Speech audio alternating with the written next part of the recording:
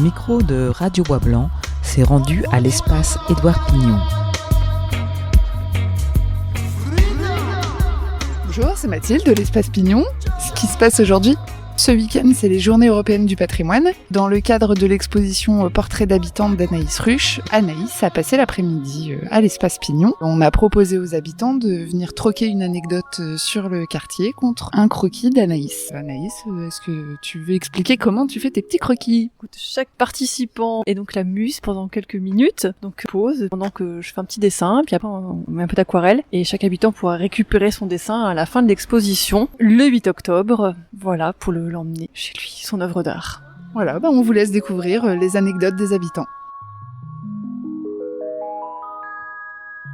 Guillaume, habitant des Bois Blancs depuis 6 ans.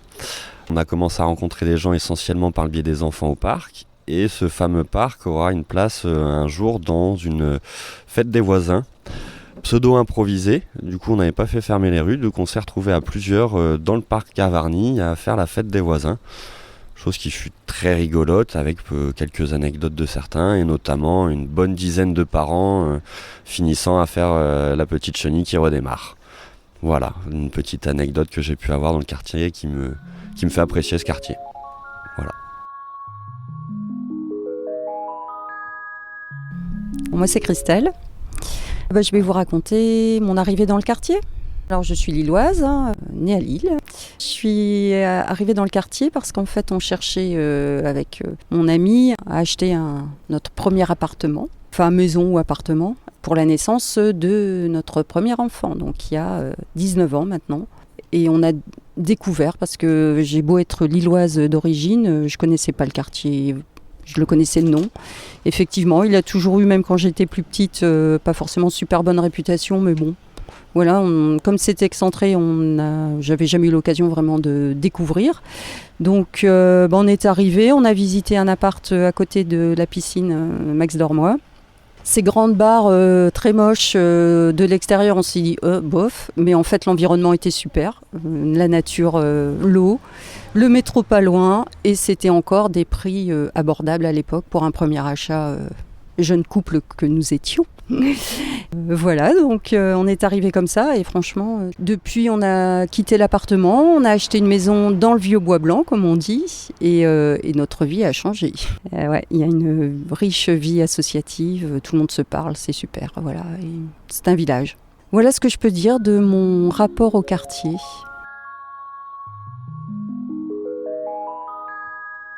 Bonjour, je m'appelle Marin.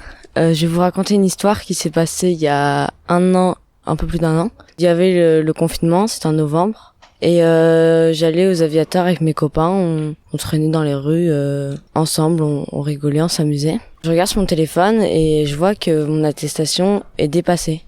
Et au même moment, on voit 3 voitures de police qui arrivent, dont une qui s'arrête à 10 mètres, un peu plus de 10 mètres de nous et qui contrôle les attestations de quelqu'un. Et d'autres qui patrouillent dans les rues, je pense, pour regarder trafic de drogue. Nous, on veut pas se faire contrôler. Du coup, on court et on va se réfugier tout au bout de la rue Colly, chez des copains. On regarde à la fenêtre jusqu'au moment qu'ils s'en aillent et on voyait des nuées de personnes qui couraient pour pas se faire attraper par les policiers. Donc voilà mon histoire, ça s'est passé du coup il y a 1 an.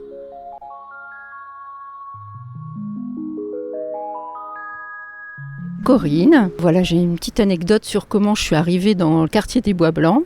Donc c'était un peu en 2 temps. Ça a commencé, je connaissais absolument pas le quartier. En 98, on cherchait des lieux pour un tournage. On était en vélo, on se baladait au bord du canal. Et tout d'un coup, on sort du chemin de halage et on a cette vue sur la gare d'eau. En arrière-plan, la filature. Il y avait plein de péniches à l'époque. Et je me souviens que j'ai vraiment eu une impression d'être au début du XXe siècle. C'était vraiment très étonnant. Et il faut dire qu'à l'époque, l'usine avait une dimension incroyable parce qu'il n'y avait pas de bâti autour. Donc elle était vraiment très imposante. Et on est resté, j'étais avec une copine donc en vélo et on s'est arrêté. Les gens qui connaissent le quartier, je pense, voient bien le coin. On sort du chemin de halage. enfin j'arrive pas à le dire, mais juste à côté de l'usine plastique là, et on a encore une belle vue, mais à l'époque il n'y avait pas de bâti, donc l'usine, les péniches, et voilà. Donc ça c'était ma première rencontre par hasard avec le quartier, et ça a continué, donc je me dis que je devais vraiment venir ici.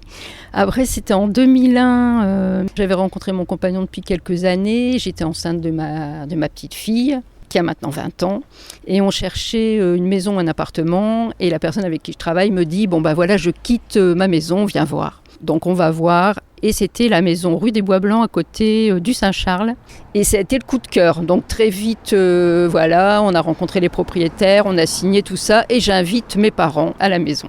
Donc c'est la première fois qu'ils arrivent, et là ils rentrent, et ils font une tête incroyable, ils me regardent, ils me disent « Mais tu sais qu'on s'est mariés à l'église Saint-Charles ?»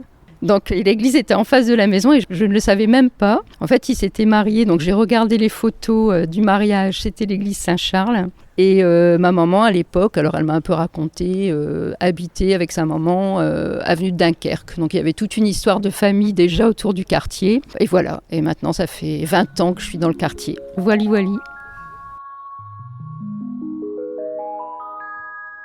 Bon, alors c'est l'histoire d'un collégien qui était pas mauvais en dessin. Il était au collège et à l'époque, il y avait des distributions de prix. Et voilà que ce collégien a le premier prix de dessin. Parfait. Il va donc à la distribution des prix et il se retrouve à côté du premier prix de musique, un copain. Et donc, le premier prix de maths, le premier prix de physique, tout ça monte sur l'estrade, mais pas lui. Pas celui de musique non plus. Alors il se dit, mais pourquoi ? Et il va donc voir à la fin. C'est un théâtre, donc le théâtre municipal, donc il monte dans les coulisses et il rencontre le surveillant général et il dit mais pourquoi on n'a pas eu de prix ? Et le surveillant général nous dit mais vous pensez tout de même pas avoir un livre pour un prix de dessin et un prix de musique ? Et l'affaire s'arrête là. Sauf que ce jeune collégien continue à être bon en dessin et finit par aller aux Beaux-Arts. Il fait les Beaux-Arts et un jour il devient prof d'art plastique. Et là il est nommé à l'école normale de Douai. Et là, il se passe deux choses. La première, c'est la rencontre avec Françoise Coliche, qui est présidente du CABB et qui devient une amie. Et à partir de là se noue, depuis 25 ans, une amitié indéfectible. Et Françoise, du coup, me contacte pour m'occuper de l'espace Pignon. Voilà mon lien avec Pignon. Mais il y a une autre histoire derrière. Comme il est prof à l'école normale, il est prof à des instituteurs et des institutrices. Et donc un jour, il fait partie du jury, et un jour une jeune institutrice passe son examen final pour être titulaire. Il demande son nom, elle dit son nom, et il tilte. Et il s'aperçoit que c'est la fille de ce surveillant général. Va-t-il se venger ? Va-t-il prendre une revanche ? Je vous laisse deviner. En fait non, il n'a pas pris sa revanche. Voilà, j'ai fini. Merci. Je m'appelle Bernard.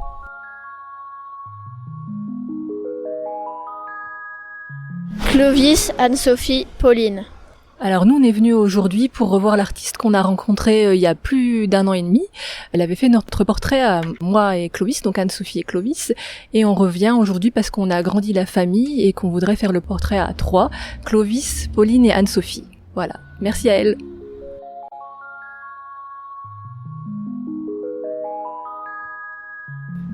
Bonjour, je m'appelle Nils. C'était pour vous parler d'un projet que je voudrais faire quand je serai grand. J'ai eu l'idée, quand j'ai vu les Tous en vrac, vendre des légumes mais les faire pousser dans mon propre jardin pour les vendre sur la rue avec un vélo. Moi j'aime bien et je le ferai avec mes copains.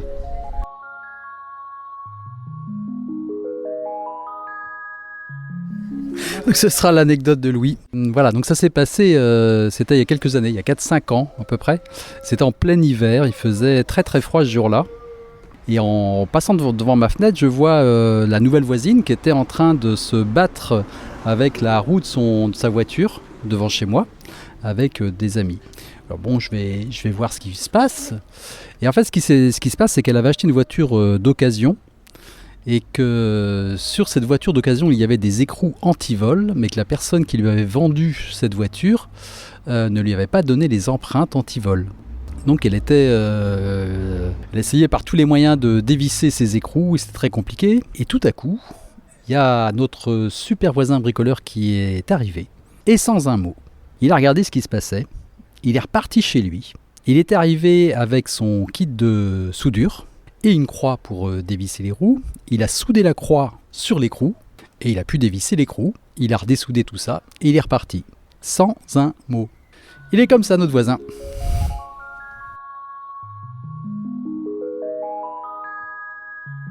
Je m'appelle Caroline. Il y a quelques années, j'ai passé le permis de conduire. La première fois que j'ai eu le contrôle des pédales, c'était à Bois-Blanc. Et puis un tout petit peu plus tard, la première fois que j'ai appris à faire un créneau, c'était aussi à Bois-Blanc. Voilà.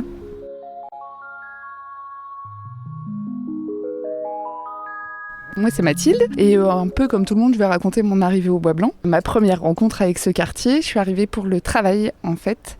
Je venais d'être diplômée et je cherchais du boulot. C'était en décembre, il y a 13 ans. Il faisait froid et j'avais vu une annonce. Le comité d'animation des Bois Blancs cherchait un intervenant en art plastique. Donc je suis venue passer un entretien et ça démarrait déjà très mal parce qu'en fait, il y a une rue Guillaume Tell à l'Homme et donc j'ai mis le GPS et je suis arrivée le 11 rue Guillaume Tell à l'Homme, j'ai sonné et la personne m'a dit non, c'est pas ici. Ok, donc j'ai repris ma bagnole, je suis arrivée en retard à l'entretien.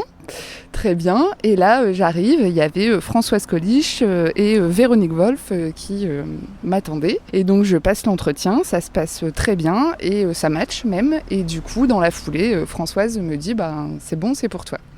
Sauf que c'était un contrat aidé, un CAE à l'époque, contrat d'accompagnement à l'emploi, et il fallait être inscrit à Pôle emploi. Et moi, je venais d'être radiée de Pôle emploi, parce que c'est moins drôle, mais mon beau-père venait de décéder et j'avais raté un rendez-vous, du coup j'étais radiée de Pôle emploi. Mais c'était sans savoir que Françoise Coliche ne lâche rien, et que pour elle c'était une aberration, il y avait un job, quelqu'un pour le job, donc il fallait que ça se fasse. Du coup, je suis montée sans savoir les risques que je prenais dans sa célèbre Twingo bleue, et elle m'a trinque-ballé dans tous les pôles emploi de la ville de Lille pour trouver quelqu'un qui voulait bien me réinscrire à Pôle emploi. Pour ceux qui connaissent Françoise et sa conduite, j'ai eu un peu peur pour ma vie. Je me suis accrochée vraiment très très fort à la poignée là, qu'il y a au-dessus du carreau, à en avoir des courbatures dans le bras le lendemain. Mais finalement, ça a marché et voilà, ça fait 13 ans que je travaille ici et je ne suis plus en contrat aidé. Mais en tout cas, voilà, merci Françoise.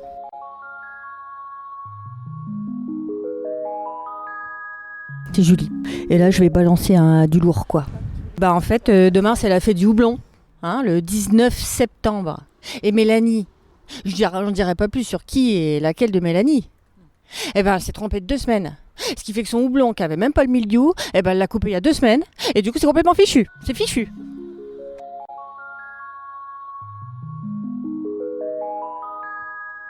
Je m'appelle Abel et je vais vous raconter l'histoire de bébé Camoul. En fait, il est né dans une déchetterie, comme il était pas très propre. Et après, il est sorti de la déchetterie et puis pendant les carnavals, il venait. Et du coup, les gens, ils l'admiraient. Les gens, ils avaient un petit peu peur au début. Et après, ça va, ils se sont habitués. Il marche, il crache de l'eau par sa bouche.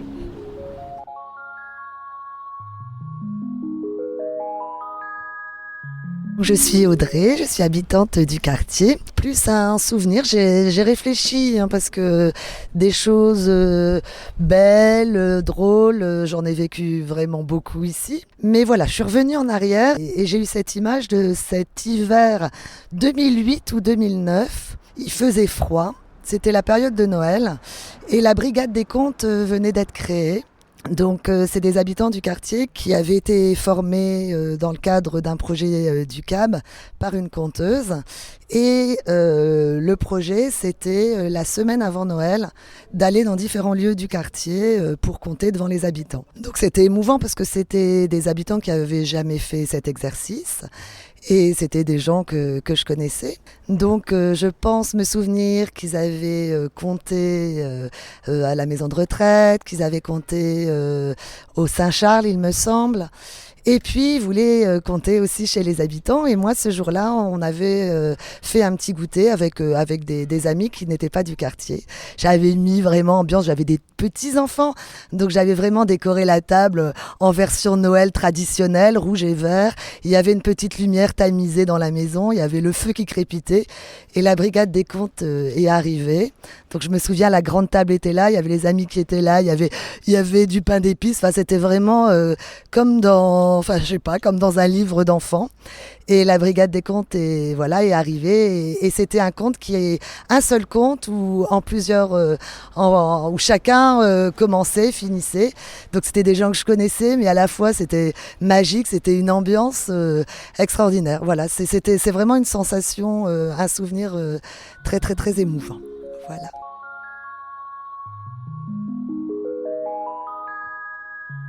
Je suis Jean-François et donc je suis arrivé ici le 10 mai 1980. C'était le jour de la fête foraine. Tous les 10 mai, auparavant, c'était la fête foraine au Bois Blanc. Il y avait le circuit des neiges, vous savez ce que c'est, le circuit des neiges, qui se plantait juste à la place Saint-Charles. Donc, personnellement, ça ne me dérangeait pas, parce que dans mon enfance, j'avais connu tout ça, dans la Ducasse. Et puis, bon, ça en gênait peut-être d'autres. Hein. Alors, je vais dire ça tout de suite, parce qu'après, je vais l'oublier. Les cloches, avant, elles sonnaient toutes les demi-heures, les heures, et ce, jusque tard le soir et tôt le matin. Eh bien, une fois, le curé, Gaston, il se prénommait Gaston, il me dit, on m'a envoyé une lettre anonyme. Ben, je dis, oui, mais j'espère qu'il ne pense pas que c'est moi. Il me dit, voilà, la lettre, c'était ça, tes cloches nous emmerdent. Bien. Donc, oui, on a connu les Bois Blancs, le vieux Bois Blanc. C'est-à-dire que là, au cœur de la place Saint-Charles, l'église et tout ça, c'est le vieux Bois Blanc. Et puis donc nous avons vu l'évolution. Alors tout d'abord, il y a eu des vieilles maisons rasées qui ont disparu, et à la place, il y a eu des premiers immeubles. Et par la suite, là, je vais un peu trop vite, hein, mais par la suite, il y a eu les nouvelles habitations, les bâtiments. Donc il y a eu un apport de population, des jeunes, principalement des jeunes. Quand je dis jeunes, une quarantaine d'années et en dessous. Ce qui a rajeuni un peu les Bois Blancs, parce que on se faisait vieux. On n'a pas souhaité leur mort, mais il y a eu des successeurs, car ils sont partis au ciel. Hein. Alors il y a Marie-Astrid Auffray. En passant, je ne vais pas oublier de vous dire que c'est la cousine d'Hugo Auffray, le chanteur. Donc Marie-Astrid Auffray a fondé vers 1981 l'école de musique des Bois Blancs et le CAB, dont nous allons parler un petit peu plus. Donc le CAB, au début des années 80, vraiment, il pétillait. Hein. Il y a eu des animations formidables. Je m'en souviens d'une, ils avaient invité un cracheur de feu qui déambulait dans les rues des Bois Blancs. Ils avaient invité un fakir et son assistante. Alors l'assistante avait autour de son cou un boa, un serpent, oui. Ça fait très peur, mais pas moi. Je n'ai jamais eu peur des serpents, sauf de ceux qui sont venimeux. Bon, je ne sais plus les tours qu'il a fait, mais je me souviens qu'il s'est allongé sur la place et a mis sur son ventre une planche en bascule. Et une moto débarrait du parvis de l'église. Elle passait sur la planche et lui passait sur le ventre. Bon, voilà. Alors une autre animation, je ne sais pas de quand elle date, mais c'était vraiment formidable. C'était Venise avec les gondoles sur l'Adeule. Alors que, oui, c'était au crépuscule, le soir était tombé. Donc les gondoles évoluaient avec des feux de Bengale. Je ne sais pas si vous connaissez les feux de Bengale, oui. Oh, c'était vraiment, comment dirais-je, magnifique, oui. Et puis ensuite, je vais parler des grosses têtes aussi. Il y avait un atelier qui était dirigé certainement par Madame Bonnel. Nelly était une habitante des Bois Blancs avant. Et les grosses têtes, c'était des têtes qui ressemblaient aux géants. Mais alors, les têtes arrivaient aux épaules. J'en ai porté une avec notre fille, mais c'était les Bois Blancs, vraiment, pas à l'apogée, mais presque.